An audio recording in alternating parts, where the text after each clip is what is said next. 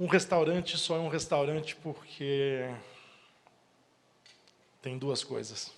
Tem pessoas que alimentam e tem pessoas que se alimentam. Essas pessoas que se alimentam são esses caras que são invisíveis, que muitas vezes estão à sombra de um restaurante.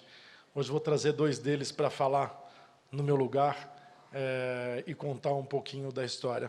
Eu queria, antes de começar a dar aula, contar um outro, vamos dizer o seguinte, um break news aqui. Hoje a gente tem um trabalho lindo com cogumelos Yanomamis. No território Yanomami hoje ocorre um garimpo ilegal, mais de 2.000, que a gente sabe, 3.000 garimpeiros ilegais dentro do território Yanomami. Uma guerra acontece entre eles. Essa guerra vai tocar as populações tradicionais e principalmente os Yanomamis. Nós podemos fazer alguma coisa. O que eu estou falando aqui não é de governo, não é de... Estou falando de uma atitude cívica, cidadã, de cada um de nós, que é a conscientização, a propagação e o consumo e o valor que se pode gerar a uma sabedoria, a uma tradição, a uma cultura brasileira, que é o saber dos povos tradicionais brasileiros, entre eles Baniuas, Yanomamis, Iecuanas e assim todas as outras etnias. É fundamental. A gastronomia pode ser, sim, uma ferramenta de inserção, de valorização de culturas tradicionais. Tudo que a gente conhece como mel e encontra-se numa prateleira é fruto de uma abelha que eu adoro, que chama Apis mellifera, e que é uma abelha que foi introduzida nas Américas. E a gente gosta dela, a gente não tem nada contra ela, mas uma lei que existe no Brasil desde 1952 diz que só pode ser chamado de mel a substância melípona com até 20% de umidade, porque ela é estável, você pode guardar na geladeira ou deixar ao tempo, que ela não sofre alteração. E essa lei esqueceu de contemplar mais de 300 tipos de abelha que nós temos no Brasil, as nossas abelhas mansas. E as nossas abelhas mansas elas não são excluídas pela lei, mas elas não são incluídas dentro da lei, porque o mel delas tem de 30% a 35% de umidade. Então, é um mel vivo, é um mel que fermenta. E, por fermentar, alguém entendeu que ele apodrecia. O ano passado, a gente foi surpreendido com a regulamentação deste mel dentro do estado de São Paulo. Alguns estados fizeram uma regulamentação nova para o uso desse mel. São Paulo fez muito bem, e fez muito bem por um grupo de pesquisadores, lógico, mas não dá para destacar um cara que foi fundamental na história do Atá, no meu aprendizado com mel, na regulamentação dos méis, hoje, quem sabe, no futuro próximo, em todo o Brasil, que chama Jerônimo Vilas Boas. Ele não está aqui hoje, mas eu não quero deixar de citar o nome dele. No ano passado, a gente fez uma aula aqui no Mesa falando de água e farinha, falando que o luxo do nosso restaurante não é usar coisas caras e raras, é transformar coisas simples em luxuosas. E usei água alcalina e as possibilidades de água alcalina e água ácida em aplicações gastronômicas. E depois fizemos todo um trabalho com mandioca, desde fazer a mandioca suflada, fermentada, biju, usos tradicionais da mandioca que a gente muitas vezes esquece. As pessoas falam muito de tapioca hoje, se esquecem que parte da tapioca, que é incrível, o Brasil está comendo tapioca, ter redescoberto tapioca, mas esse é um dado fácil de vocês encontrarem na internet. O Brasil está importando tapioca hoje. É uma tristeza a gente pensar que a raiz do Brasil, mandioca, nós mal conhecemos, que muito brasileiro não sabe que polvilho e tapioca é a mesma coisa, vai comprar tapioca tendo polvilho no armário, paga mais caro por tapioca, compra tapioca importada, mas, enfim, é o caminho de se conhecer melhor o Brasil, e eu já fico muito feliz. O caminho que nós vamos fazer hoje não é de tapioca, não é de mandioca, mas nós vamos falar de mel. Nós vamos fazer várias aplicações de mel. Eu tenho dois caras muito importantes aqui do meu lado para contar cada um pouco das receitas e do seu trabalho. O Catarina, na verdade o nome dele é Rubens Salfer, mas ele nasceu em Santa Catarina, a gente botou ele de Catarina. E aí o Catarina tem uma peculiaridade que ele não tem Instagram, então hoje a gente usa um hashtag Catarina sem Instagram. E o outro é meu amigo de punk rock, Raul. O Raul, no ano passado eu cometi uma gafe incrível, esqueci de falar do trabalho dele no Bill, um dos restaurantes que a gente trabalha, um super sucesso.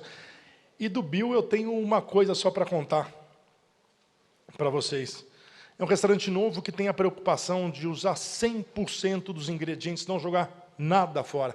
Eu criei o conceito, tenho sócios, e por uma série de motivos, o Raul já tinha trabalhado comigo, a gente chamou o Raul, eu deleguei a ele a missão, volto a falar, missão cumprida com sucesso, o Raul tem feito um trabalho notável, remarcável, não joga nada fora. Agora eu preciso contar um segredo para vocês aqui, e que muita gente não sabe, mas eu preciso falar publicamente. Eu nunca cozinhei dentro do Bill. Quem fez 100% do Bill é esse cara que está aqui do meu lado. Um restaurante incrível. Um restaurante incrível é quando a equipe vive sem o chefe, e o chefe não vive sem a equipe. Então, Raul, o senhor falhou ano passado, agora tá pago, obrigado. Eu vou pedir para cada um deles, acho que o Rubens, o Catarina, quer contar uma história. Antes de começar, Raul, Rubens, seu momento. Obrigado, chefe. Obrigado a todos. A gente trouxe para o Dom e cada vez mais tenta aproveitar 100% do ingrediente. Mas, Rubens, é mel. Sim, a gente está falando de mel, mas eu vou pegar só o mel de abelha mansa, como ele chega no restaurante e eu consigo dar uma aplicação rápida para ele. Consigo usar ele como um mel normal e corrente, como todos conhecem. Mas eu posso, com a nossa visão de cozinheiro, começar a olhar para esse mel um pouco diferente. Então, a primeira coisa que a gente fez, vamos controlar a temperatura, vamos fermentar, que é a segunda garrafa que a gente tem.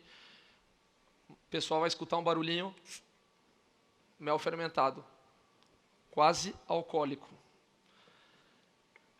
Terceiro passo, continua essa fermentação controlada, chego num mel quase vinagre, onde eu tenho uma borra se formando e uma película muito fina que se forma em cima. E último estágio, eu tenho um vinagre de mel totalmente translúcido, a primeira aplicação rápida que a gente conseguiu dar para o produto. E a gente consegue trabalhar com todos eles e de maneiras diferentes. Fomos trabalhando e, de repente, bateu na nossa porta, onde a abelha mansa coloca o mel.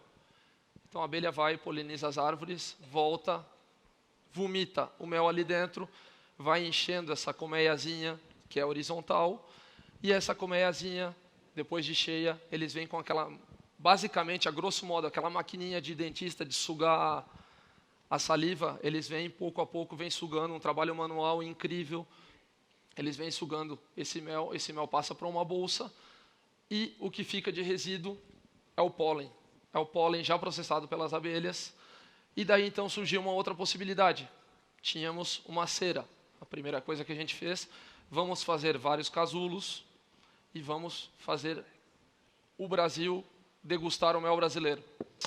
De novo, com o nosso olhar de cozinheiro, vamos fazer uma loucura. Vamos começar a fermentar coisas nessa cera. Por quê? É muito simples. Se eu pego uma uva, uma jabuticaba, tiro do pé, tiro da rama e deixo na fruteira, ela vai fermentar. Por quê? Ela tem açúcar dentro dela e ela está ali fechadinha. A gente olhou para a cera, para todas as possibilidades que ela tinha e pensou, limão, vou derreter essa cera, temperatura controlada, 60 graus, muito simples, cera derretida e limão. Vou dando banhos. E mais banhos, e mais banhos, e mais banhos. Então a cera vai envolvendo todo esse produto e, em certo ponto, teremos um limão coberto com cera. Começou o nosso segundo desafio. Eu tenho o limão coberto com cera, eu sei que todo o gás que está aqui dentro não sai. Mas eu tenho que saber qual o controle de tempo. para conseguir essa fermentação perfeita. Virou uma loucura o restaurante e começamos a fermentar tudo e colocar tudo que era possível em cera de abelha. O que aconteceu foi que surpresas boas e ruins aconteceram. Muita coisa fermentou muito bem, mas o sabor ficou horrível.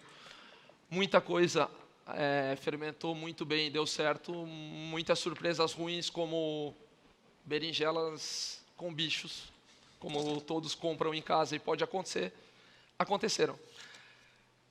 Mas daí a gente começou a controlar o tempo de fermentação, e com esse tempo de fermentação controlado a gente conseguiu projetar para o ano que vem uma salada de fermentados na cera de abelha.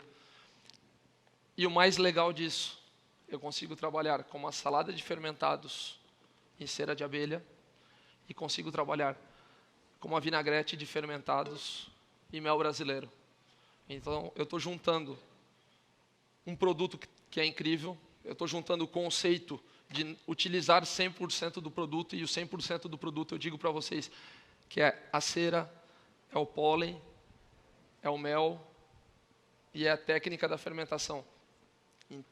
Os produtos fermentados, limão e laranja, 2 semanas, e os outros produtos, de modo geral, 1 semana. E a ideia é basicamente essa. Então, controlamos temperatura, controlamos tempo e a gente consegue aproveitar esse produto. Eu vou fazer a vinagrete muito rápida, muito simples. Um pouco de mel fermentado, um pouco de vinagre de mel. Vinagre de mel fica muito aromático.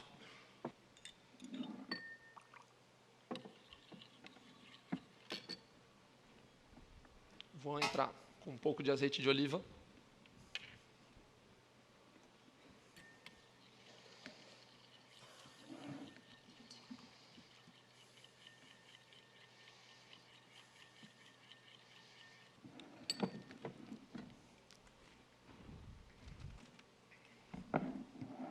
Um pouco de sal.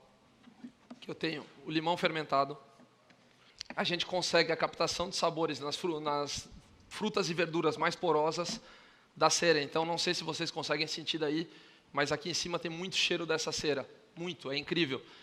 Mas, Rubens, a gente fala muito de técnica, controle de temperatura e aproveitamento. Depois que eu fermentei uma salada inteira, o que eu faço com essa cera? Eu vou perder ela? Bem pelo contrário. A gente coloca água quente, uma panela muito grande de água quente, coloca toda essa cera dentro e o que acontece? A impureza desce e a cera fica boiando. Resfrio isso, no outro dia vou na câmara fria, eu tenho uma cera limpa e pura, mais ou menos como uma manteiga clarificada, e toda a impureza fica abaixo. Vou colocar nessa salada umas gotinhas do meu limão fermentado, um pouquinho de vinagrete dos fermentados. A gente continuou esse trabalho. Então, a gente fez questão de não parar e se limitar no primeiro acerto. E a gente foi dando passos e passos a mais. Até que a gente pensou, e por que não usar essa fermentação, esse mel fermentado, todo esse aroma, para produzir um sorvete. Servir um sorvete de mel, mel fermentado e o pólen. Então, a gente começou a rachar a cabeça e imaginar possibilidades. Primeira base de sorvete rápida, fácil, creme de leite, estabilizante, mel. Fogo, bate na sorveteira, sorvete, ok. Provamos, nada. Gosto de creme, sorvete de creme. Opa, temos um problema. Começamos outra vez, diluir o sabor. No segundo dia, na segunda batida de sorvete, o sabor não era igual. Resumido, uma bosta, uma tristeza. Nossa vida, para conseguir um prato bom, a gente come muita gororoba. Então, partimos do princípio de vamos fazer um pouco diferente. Nossa base virou a clara de ovo, um pouco de leite. Bom, vai direto do... Clara de ovo, um pouco de leite. E o pólen. O homem olha para mim e pergunta se posso empratar, chefe, porque tá de sacanagem. Então, basicamente, a grosso modo, conseguimos, a partir daí, clara de ovo, um pouco de leite e mel fermentado. Provamos o sorvete estava muito bom, mas ainda não era o que a gente queria passar. Seguimos na receita e a gente viu que o nosso problema já não era mais o sorvete. O nosso problema era que não tínhamos um prato. Então começamos a fazer testes nas guarnições desse prato e a gente, de uma forma muito simples e sensível, a gente conseguiu chegar numa guarnição muito boa para isso, que foi juntar mais mel fermentado e pólen, muito, muito, muito pólen. Essa coisa da acidez do pólen é quase uma brincadeira na boca. E essa brincadeira já foi abrindo outras possibilidades para a gente. Então, todos conhecem maionese, fazem maionese. A gente pensou justamente isso. Tenho maionese, culturalmente o que eu faço? Preparo uma maionese, mostarda ancienne, coloco dentro e sirvo. Putz, incrível, muito legal. Pólen, um pouco de maionese. Tá? A gente faz a maionese uma lactonese, então não usamos gemas e ovos, usamos a proteína do leite. A gente entra com um pouco de pólen e simplesmente mistura o pólen com a gordura. Ele não se desfaz.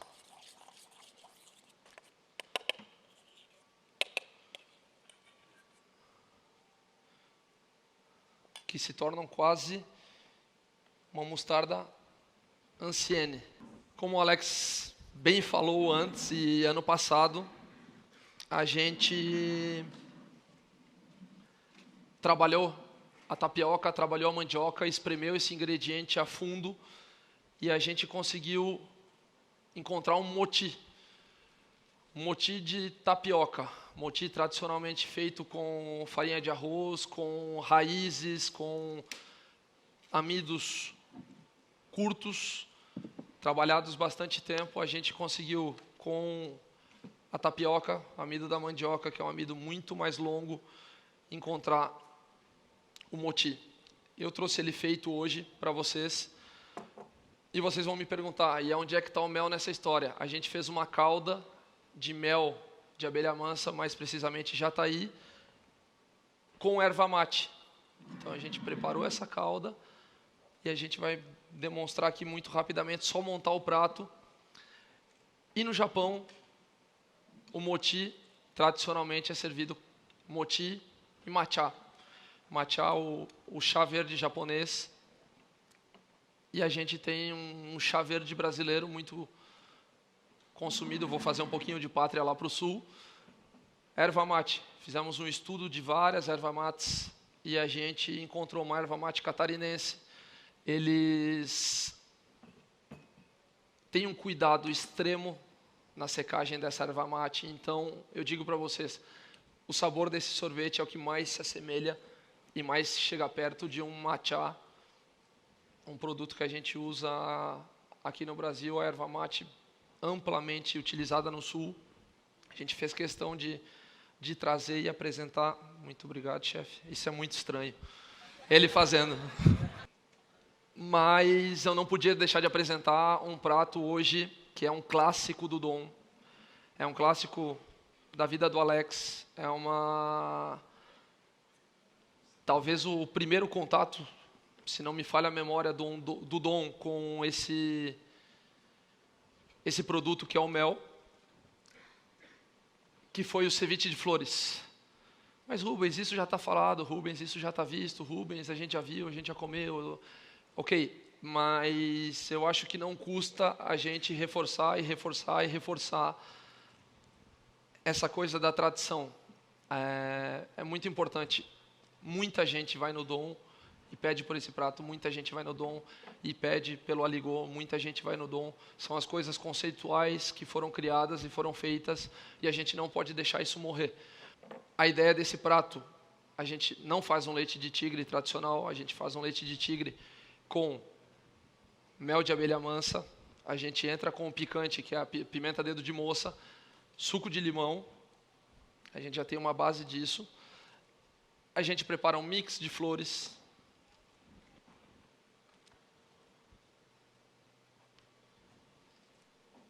Tá. A gente prepara um mix de flores e lá do sul chega uma variedade de algas para a gente. E vem da Ilha do Papagaio, são algas frescas. E a gente faz um picado dessa alga, o que remete totalmente ao sabor do mar outra vez. Então a gente tem um ceviche totalmente vegetariano, feito com flores, algas e mel de abelha brasileira. Mais uma vez, repito e reforço, e não vou me cansar de fazer, um clássico tradicional do Dom, muito visto, muito bem provado e aprovado. É um prato que a gente não pode deixar faltar nunca.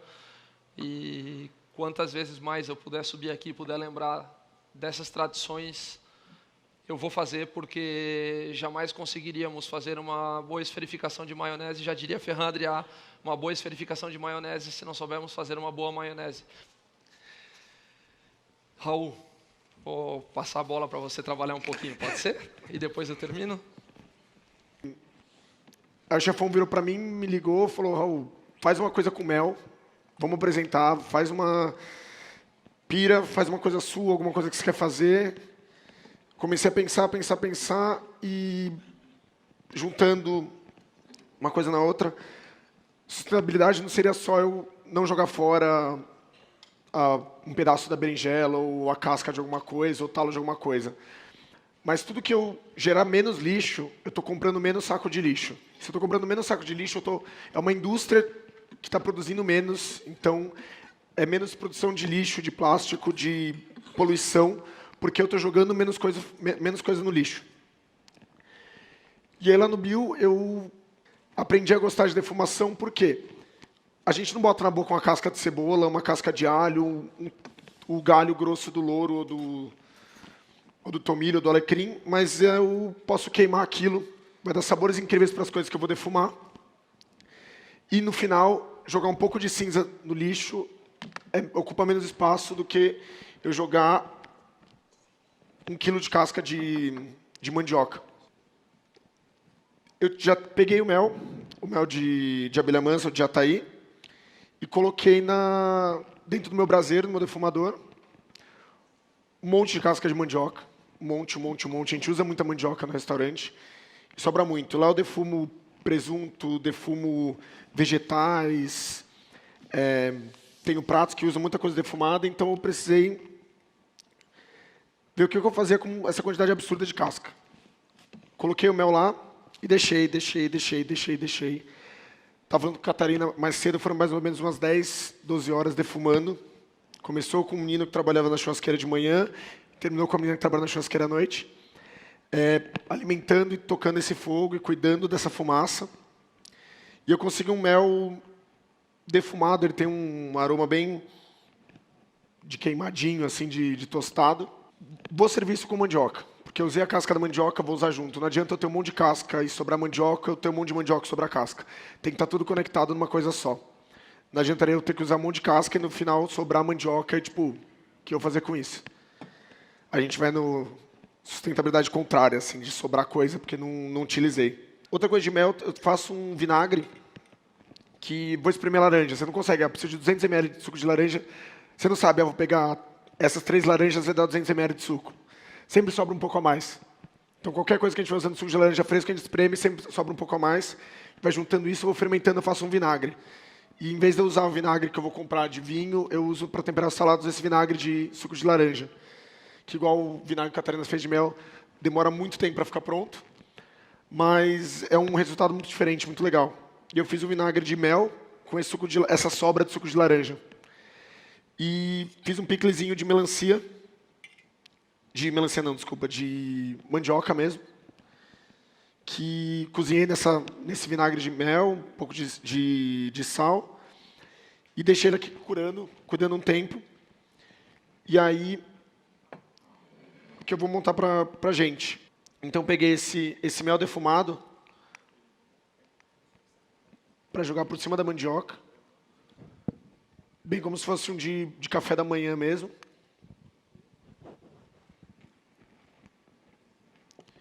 E esses piclezinhos de mandioca, mas para dar uma acidez, para não ser só um pedaço de mandioca com mel, que vai ter o tostado, tudo, mas ao mesmo tempo vai ter uma acidez diferente. Uma acidez fermentada, uma acidez do vinagre, e a texturinha da mandioca mais firme no picles e mais cozidinha mole na mandioca. Incrível dar uma aula que eu não cozinho. Me lembra de muitos anos atrás, quando um chefe falava e eu fazia, eu, de repente, inverti a mão da história aqui. Invertendo a mão da história aqui, vamos assistir agora como é que fica um palmito inteiro fermentado. É sensacional como a cera do mel passa o sabor para o palmito. É único isso. Mais uma vez agradecer aos meninos que vêm segurando os restaurantes, Raul segurando sozinho, o Catarina rejuvenescendo o Dom a cada dia. Não dá para falar do Dom sem falar do cara que fez o Dom de verdade. O mito do Dom chama Giovanni Carneiro, ele está aqui em algum lugar. Giovanni não gosta de falar, está lá no fundo.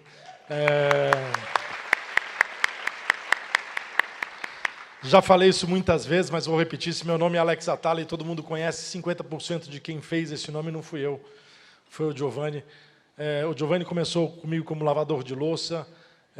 Nos últimos anos se incumbiu de manter a linearidade do Dom Restaurante. O Dom vai completar 20 anos, eu contei. A gente trabalha junto há mais de 20 anos. Em 20 anos eu nunca vi esse cara levantar a voz dele. É um Buda, é um santo. Só de me aguentar já tem um lugar no céu.